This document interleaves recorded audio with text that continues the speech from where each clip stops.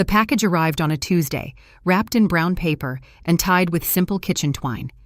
My sister's wedding was in 3 days. I hadn't spoken to my parents in 8 months. The return address was my own, because I had mailed it to myself, a final gesture I'd rehearsed 100 times in my mind. Inside was a wooden music box, hand-carved, stained with age, and inside that box was a key.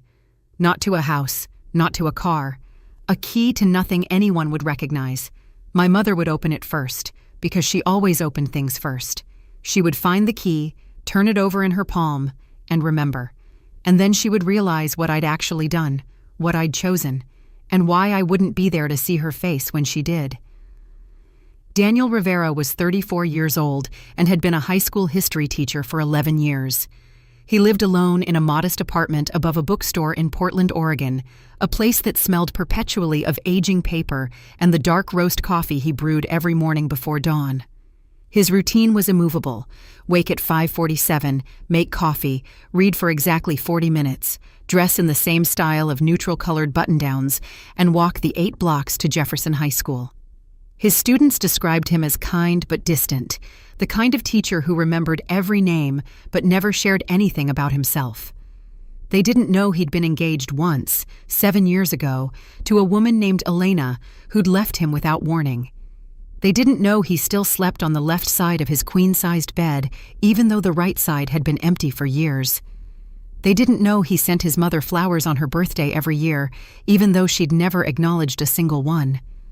Daniel's greatest emotional wound was his family's inability to see him, truly see him, as anything other than the son who'd failed to become what they wanted. His father, a retired surgeon, expected Daniel to follow his path to medicine. His mother, a socialite who organized charity galas and luncheons, expected Daniel to marry well, to network brilliantly, to embody the Rivera name with the dignity she believed it deserved. Instead, Daniel became a teacher, a profession his mother called admirable but unfortunate, a profession his father called wasted potential. His biggest fear wasn't failure, it was irrelevance. The quiet terror that his life would pass without meaning, that his students would forget him, that his family would remember him only as the son who didn't measure up. He dreamed of writing a book, a historical novel set during World War II, a story of ordinary people who made extraordinary choices. He'd been researching it for 3 years, filling notebooks with details he'd never typed into a manuscript. Daniel's personal values were rooted in loyalty and honesty. He believed in showing up for people. He believed in keeping promises. He believed that family wasn't something you were born into, but something you built. Which was precisely why his parents' conditions for attending his sister's wedding were so devastating. They'd asked him to compromise every value he held dear. Portland in early autumn had a particular quality of light, soft and golden, filtering through the maple trees that lined Daniel's walk to school. He'd lived in the same neighborhood for nearly a decade, long enough that the barista at Ground Control knew his order: a black coffee, extra hot, no room for cream, and the elderly woman who walked her corgi every morning waved at him like he was her grandson. His apartment was small, but curated with intention. A leather armchair his grandfather had left him sat in the corner, cracked and worn in all the right places. Bookshelves covered 2 entire walls, organized not by genre or author, but by emotional resonance. Books that made him feel hopeful on one shelf, books that made him feel less alone on another, books he'd given up trying to finish on the bottom shelf where he could ignore them. On his desk was a photograph of his sister, Camila, taken when they were children. They were at the beach, their faces smeared with ice cream, their laughter frozen in time. Camila had been his ally in the Rivera household, the one person who understood that their parents' love came with invisible price tags. She was younger by 3 years, but often more perceptive. She knew when he was lying, when he was hurting, when he was pretending everything was fine. They'd spoken on the phone the night before the package arrived. Camila's voice had been strained, fragile in a way he hadn't heard since their grandmother's funeral. "Daniel, I need you there," she'd said. "I can't do this without you." "You can do anything," he'd replied. "You know that. But I don't want to do this alone. I don't want to walk down that aisle and see empty chairs where my brother should be sitting." He'd wanted to tell her the truth then, that their parents had given him an ultimatum, that he'd been forced to choose between his dignity and his family, that he'd made a decision she might never understand. Instead, he'd said nothing. He'd let the silence fill the space between them, like water rising in a sinking boat. Marcus Webb entered Daniel's life through a book. He was a substitute teacher who'd been hired to cover Daniel's classes during a particularly bad flu season. Dark-skinned, tall, with an easy smile and a laugh that filled rooms, Marcus was everything Daniel wasn't. He was open. He was generous with his stories, his emotions, his time. He'd lost his mother to cancer 3 years ago, his father to alcoholism a decade before that, and he'd emerged from both losses with a philosophy of radical gratitude. Their friendship began in the teacher's lounge, a gray room with a coffee machine that never worked properly, and a stale donut tray that seemed to be preserved from a previous decade. Marcus had been reading a history book that Daniel recognized as his own copy, a loan he'd completely forgotten he'd given.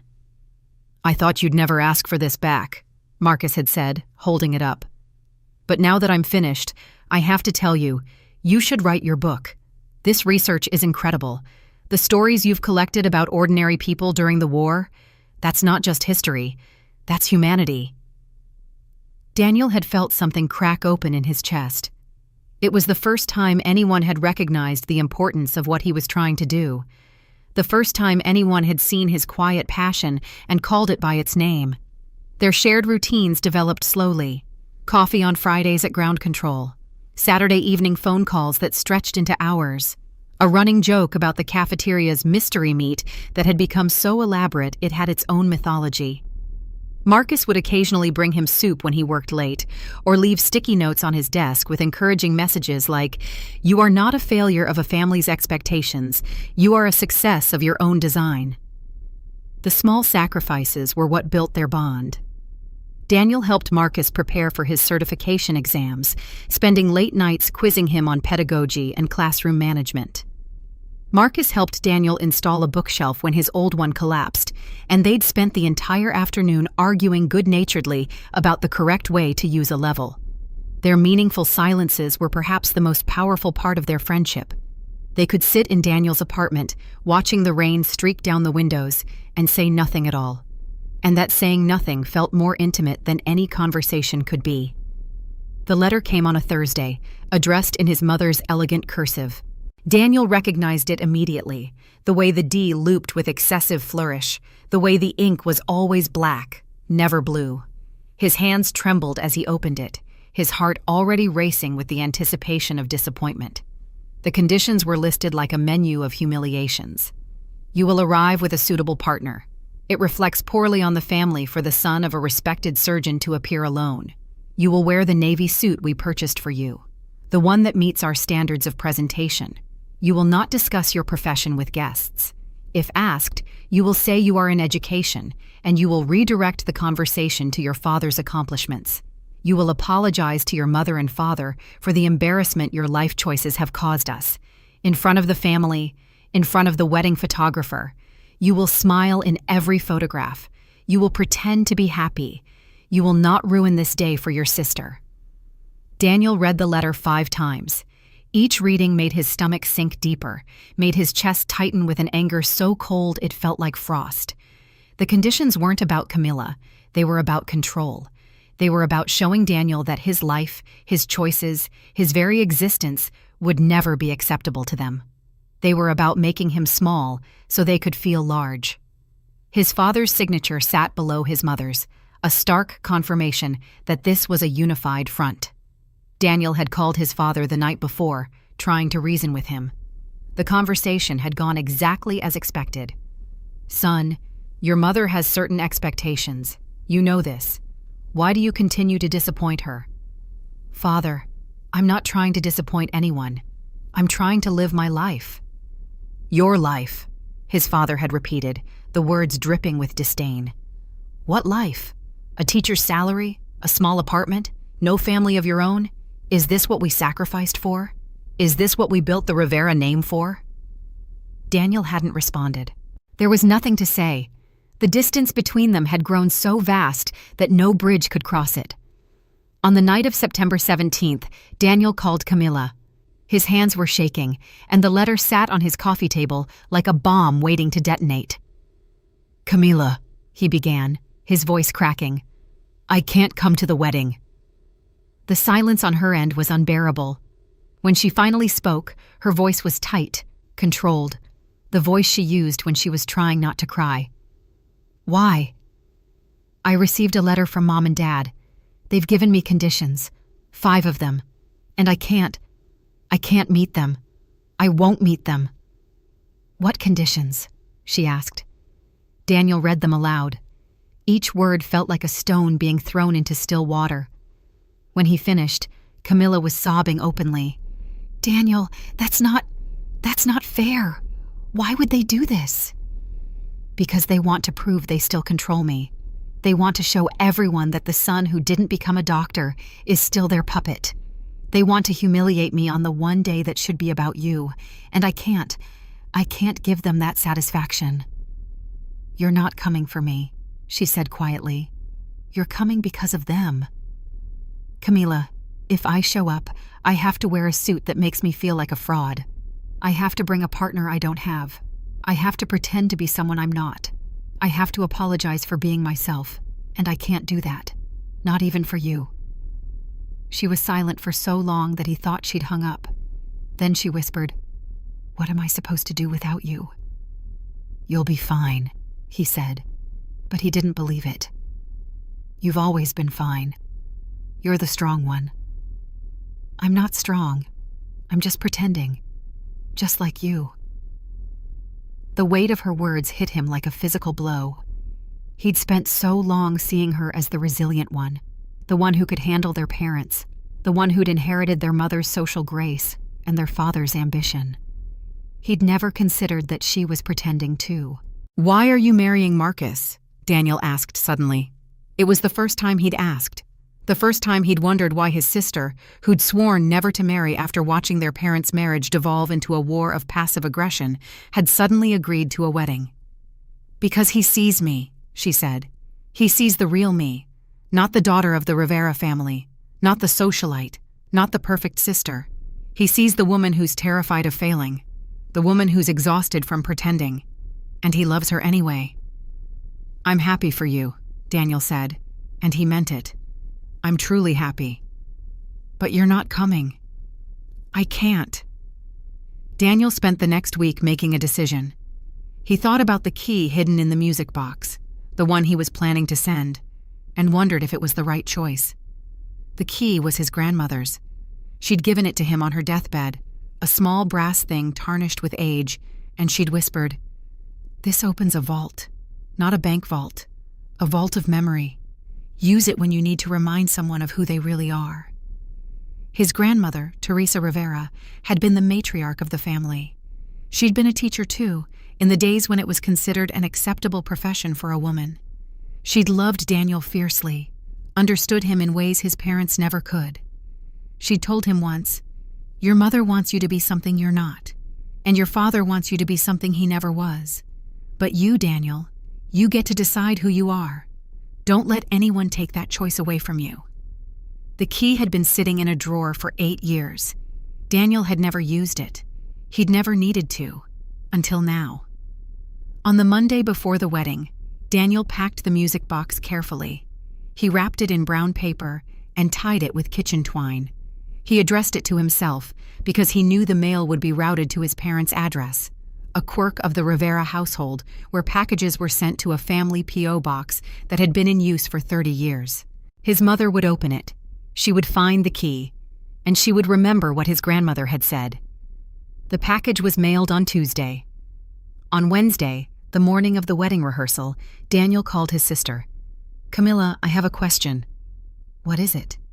"The key, the one that was in the music box. Do you know where it's from?" Camilla was quiet. Then she said, "The vault at the bank, the one Grandma had, the one she made Mom promise to open after she died." "She didn't open it." "No," Camilla said. "She didn't. She thought it was a waste of time. She thought Grandma's stories were just stories." Did you know the key was a gift? Grandma gave it to me. I didn't know that. Why would she give it to you? Daniel swallowed the lump in his throat. Because she knew I'd use it. She knew I'd remember. The day of the wedding was unseasonably warm. Daniel sat in his apartment, staring at the ceiling, imagining the scene he was missing. The flowers, the cake, his sister in a white dress, his mother pretending to be the gracious hostess, his father standing at the altar, giving his daughter away to a man he'd never fully approved of. Marcus had texted him that morning. "Are you sure about this?"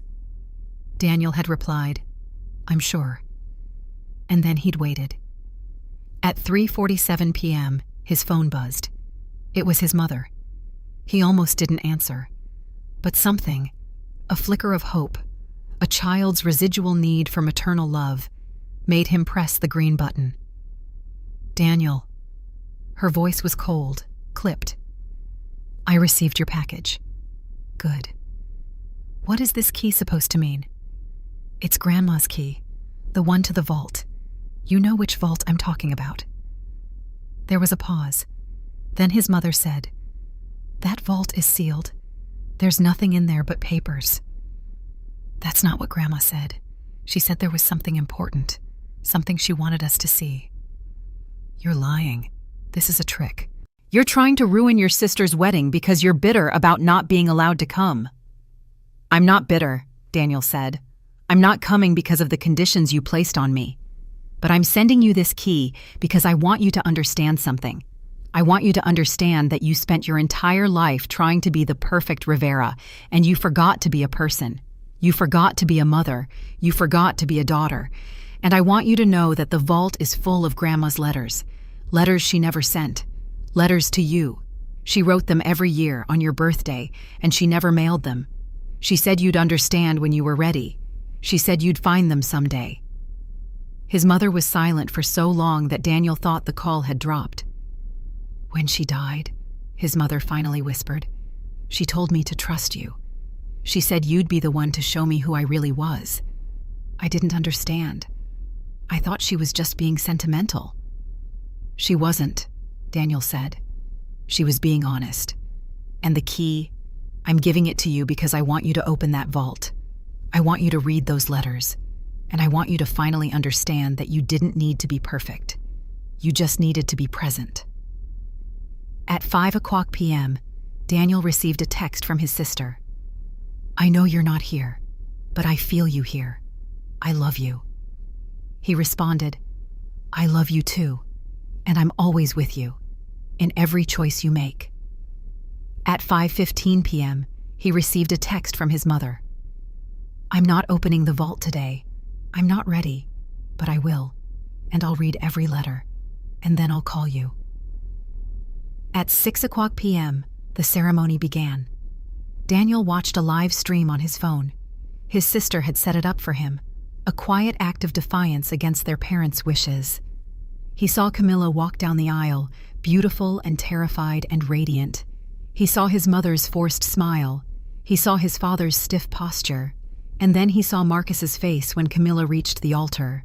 The way he looked at her, like she was the only person in the room, the only person in the world. The way he took her hand and held it like she was precious. Daniel cried for the first time in years. He cried not because he missed the wedding. He cried because he'd finally understood something. Family wasn't about showing up to rituals. It was about showing up for people. It was about honoring what mattered, even when it meant walking away from what didn't. 3 weeks after the wedding, Daniel's mother called him. Her voice was different, softer, less guarded. "Daniel, I opened the vault." And I read the letters, all of them. 52 letters. 52 years of things she never said to my face. She apologized for being absent. She apologized for not being there. She said she was proud of me. She said she always knew I'd be okay. "Mom, she was always proud of you. She just didn't know how to show it." "I know. And I didn't know how to show it either, to you. I never told you I was proud of you. I never told you that your teaching mattered. I never told you that you were enough." Daniel closed his eyes. The wound his mother had opened so many years ago was finally starting to heal. "So I'm telling you now," his mother continued. "I'm proud of you. I've always been proud of you. I just didn't know how to say it. I thought love was about achievement. I thought it was about appearances. I never realized it was just about being present. Thank you, Mom. And about the wedding conditions, I shouldn't have written those. I shouldn't have tried to control you. That was wrong. That was the worst part of me. And I'm sorry." Daniel felt something shift in his chest, a weight he'd been carrying for decades, a sorrow he'd thought would never lift. "I forgive you," he said, and he meant it. A month after the wedding, Daniel drove to his parents' house. It was the first time he'd visited in years. The house was the same, the manicured lawn, the grand foyer, the pristine living room. But something had changed. The air was different, more open, less suffocating. His mother met him at the door. She was crying. She pulled him into a hug so fierce it took his breath away. "I'm so sorry," she whispered. "I'm so sorry for everything." His father appeared in the hallway, his expression unreadable. But when he saw Daniel, he stepped forward and placed a hand on his son's shoulder. "Your grandmother always said the two of you were alike," his father said. "I never believed her, but I think I understand now. I think I finally understand." Daniel didn't say anything. He didn't need to. He just stood there, in the house he'd grown up in, surrounded by the family he'd thought he'd lost. And he realized that sometimes love doesn't fix everything. Sometimes it just makes the broken pieces easier to carry. Before he left, Daniel asked his mother for the music box. She brought it to him, her hands trembling. "I don't know how you knew," she said. "I don't know how you knew that key would open more than a vault. I don't know how you knew it would open my heart." "I didn't know," Daniel said. "I just hoped." He opened the music box. The tiny dancer inside spun to a melody his grandmother used to hum, and Daniel placed the key back inside, exactly where he'd found it. "That key," he said, "isn't for opening vaults. It's for opening doors. Doors we're too afraid to walk through. Doors we've closed because we thought it was easier." His mother smiled. It was the first genuine smile he'd seen on her face in years. "Then I'll keep it," she said, "and I'll use it to open the door to you." When Daniel returned home, he found a package waiting for him. It was addressed in his grandmother's handwriting, a letter she'd left with the lawyer, to be delivered to him on the day he finally let go of his family's expectations. The letter read, "My dearest Daniel, if you're reading this, it means you've done what I always knew you'd do. You've chosen yourself, not in a selfish way, in a sacred way. You've chosen to honor the person you were meant to be. I know your mother. I know your father. I know they don't understand you, and I know that's been the great wound of your life. But I want you to know something. I've always seen you. I've always believed in you, and I've always loved you. Not for what you could become, for what you already are." The key was a gift, but it wasn't just a key. It was a promise that one day your mother would understand, that one day she'd see the beautiful soul you've always been. And when that day comes, I want you to remember that love isn't about being perfect. It's about being present. It's about showing up, even when it's hard. It's about choosing someone, again and again, until the choice becomes natural. I love you. I'm proud of you. And I'm always with you. With all my heart, Grandma Daniel cried as he read the letter. He cried for the grandmother he'd lost. He cried for the mother he'd found. He cried for the version of himself he'd left behind, the one who'd believed he wasn't enough. And then he took the music box from his shelf, the original one, the one his grandmother had given him, and he placed the letter inside. Because some stories aren't meant to end. Some stories are meant to be passed on. On the first anniversary of his sister's wedding, Daniel hosted a dinner party. It was a small gathering.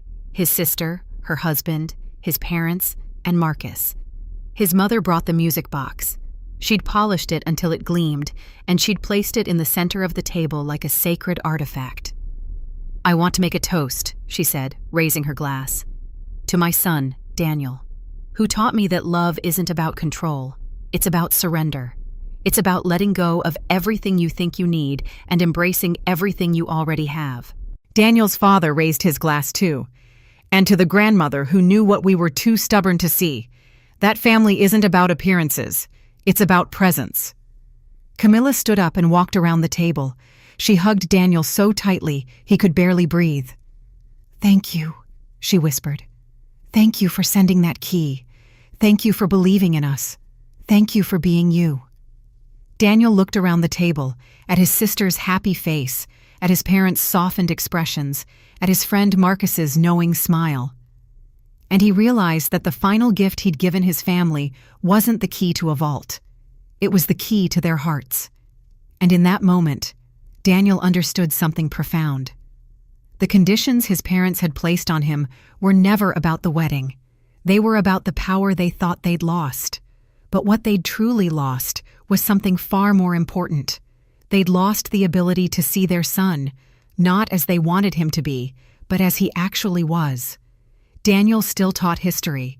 He still lived in his small apartment above the bookstore. He still hadn't written his novel, though he'd started typing the first chapter. But something had shifted inside him. The wound that had defined him for so long was finally healing. He wasn't defined by his parents' expectations. He wasn't defined by their disappointments.